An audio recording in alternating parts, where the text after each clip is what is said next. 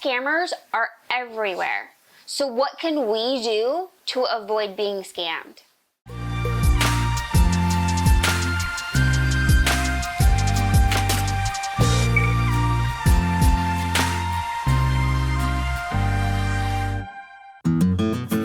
Hey guys, my name is Haley and I am owner of Arrowhead Bulldogs, and I wanted to thank you so much for coming back to my channel and dealing with my annoying voice. And I wanted to talk to you about something that's really bothering me, and that is pet scammers. They are so bad right now, and I've compiled a list of things that we can do to help protect ourselves against being scammed when we're trying to buy a pet. I really appreciate you coming back to my channel. Don't forget to like and subscribe if you haven't already. I really appreciate it. I've had so many people that I have dealt with lately that have been scammed in the past, and I wanted to put together a list of things for you guys to be able to use as you're looking around at trying to figure out how to buy a pet and how not to get scammed. So I've created a list of things. It's not all inclusive. I'm sure I forgot stuff and I'll probably end up adding it later, but I wanted to give you guys some good tips on how to avoid it. So the two major types of scammers, there's all kinds of scammers obviously, but the two that you most likely are going to run into are, one, the type that you pay money down and you never receive an animal, or two, you pay money, you get an animal, but it is not what you were looking for, it's sick, you don't get paperwork, or some other mess. So these are some things that you can do to help avoid that, because in reality, there are a lot of really great breeders out there. I'm one of them. I consider myself a great breeder.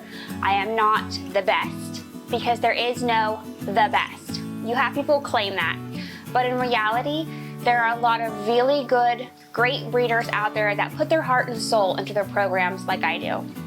So my whole goal is, regardless of what type of animal that you are going to purchase, these few tips can help you save yourself not only time and money, but heartache in the long run, because that's one of the hardest things, is to become attached to an animal and then you don't get the animal, or you do get the animal and it's sick and you spend thousands of dollars in vet bills, or you end up losing the animal altogether because it's sick. So I've broken it down in two different types of categories of what you can do. And the first category is to do your research. I can't stress that enough. To do your research on the breed that you are looking into purchasing. If you know the health, the structure, and the general price range of the health and structure of the breed that you want, that in itself will be a huge guiding factor, because scammers will come at you with these crazy lowball prices and get you attached to a pet, and then you're out your money. So do your research. That is your best defense. When you do your due diligence, it pays off for you in the long run. Where did you hear about this person that you're considering buying from? Right, you've done your research, you start looking for breeders. Where did you hear about them? Are they a referral? That's awesome. You can't get much better than having a referral. Did you find them on a website, or like the AKC or TICA or something like that? Did you find them there? That's great. Did you find them on Facebook or Instagram or any other social media platform?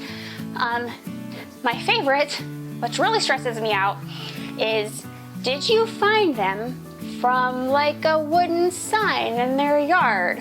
Or there's like a yard sale sign, but it says AKC puppies and it's listed on like a telephone pole.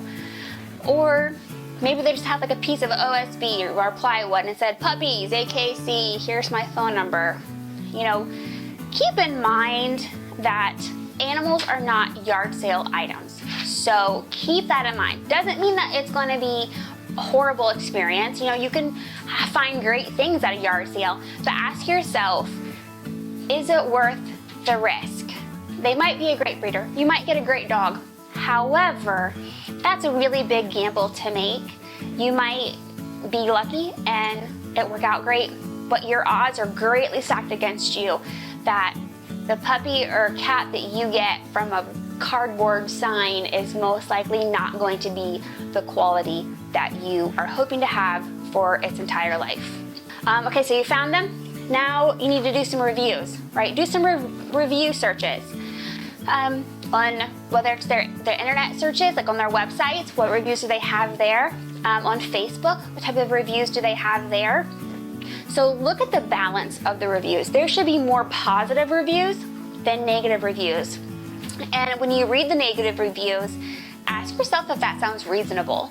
And then when you do come to the time to talk to a breeder, ask them about those negative reviews. They should be willing to explain to you what happened, what it is, if they even dealt with that person before. So don't be afraid to ask questions like that.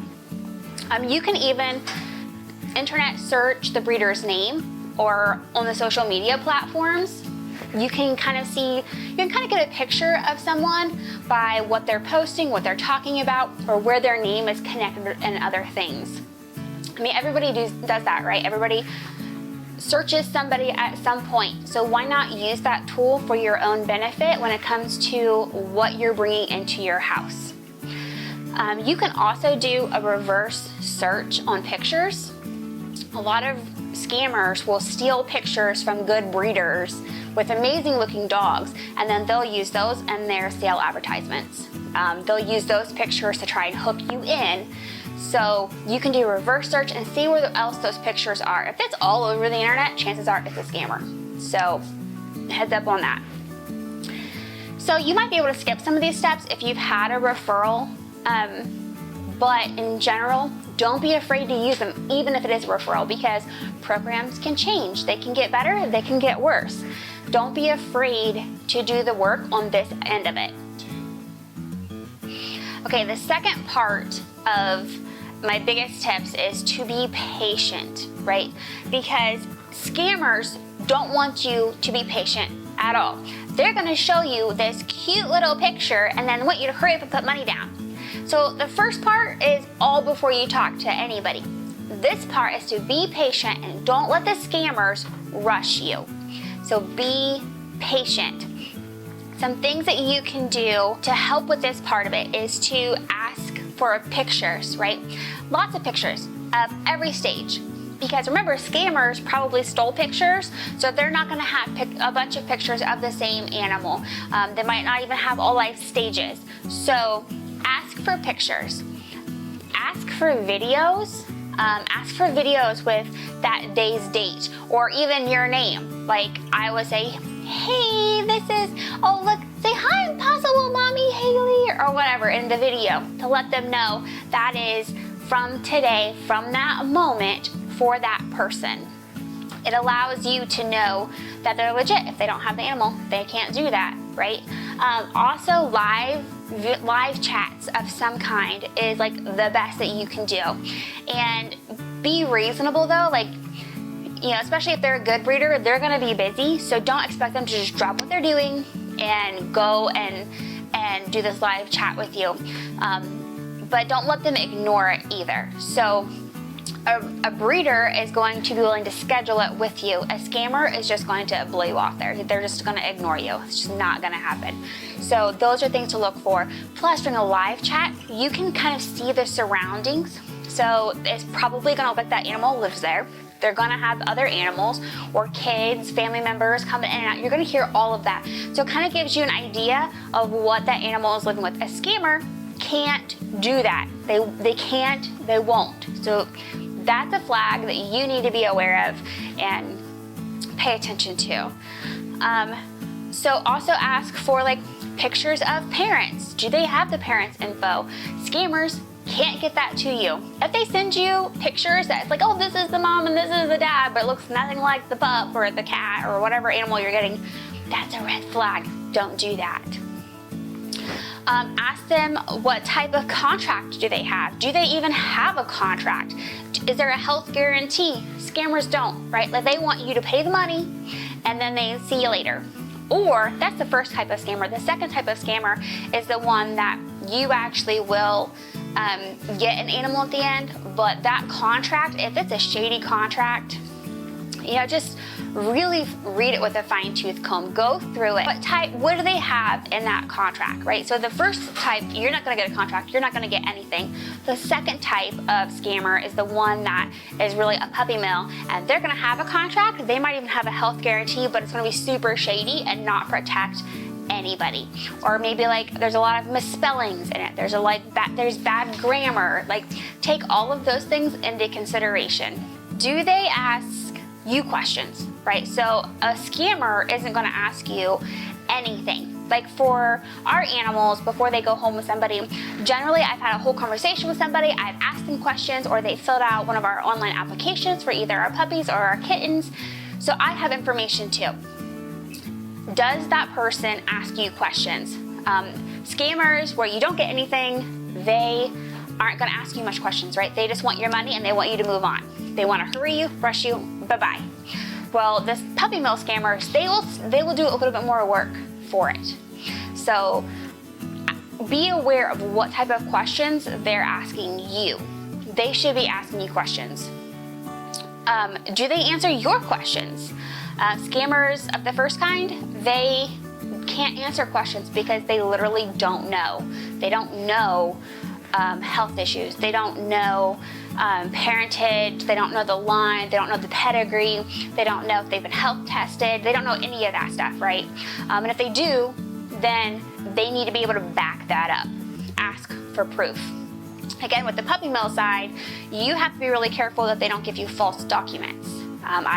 There's a big breeder that I know, makes millions of dollars, and all they do is scam people. They advertise with the wrong puppies, and in return, they do get an animal at the end. It's just usually one without documentation that have health issues, or it's not even their original pet that they signed up for. So you're gonna have to really do your due diligence on that aspect when it comes to when you're asking questions and they give you answers. They have to be able to back it up.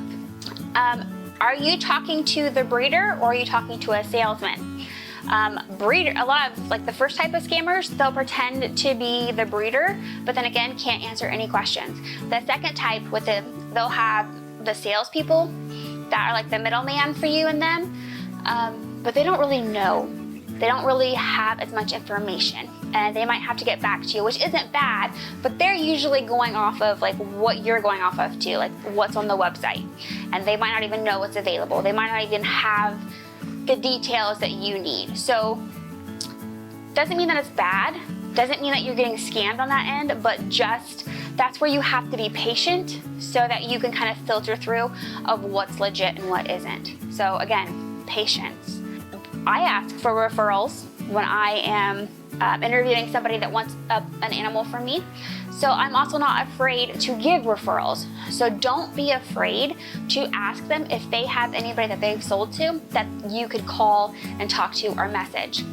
I've actually done that with some of my customers. Hey, if this person is interested in an animal, specifically a puppy, can they give you a call? And they were like, yeah, that's great. And then they were upset that the potential customer didn't call them to find out because they wanted to talk about their experience with me. That's the type of people that you want to work with, right? Like you want to find somebody that had a great experience and they want to talk about that experience. Do they sound and act as though they care about the animal? Puppy mills and pet scammers, yes, most people have a money side. Yes, it's a lot of work. We should be rewarded financially for the time that we've spent. However, most scammers are only in it for the money. They're not in it to better the breed. They're not in it to do anything else other than to line their own pockets.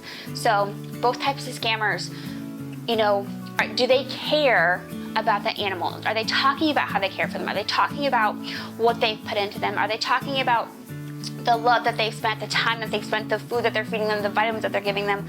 Those are all things that can be little red flags as well. How do they talk about it? How do they talk about the animal? Do they seem like they care? Again, do they care about you? It's a huge point of view that you really need to pay attention to. And then what type of payments do they accept? Some only do like friends and family, or things where there's no fees involved, or they only take cash.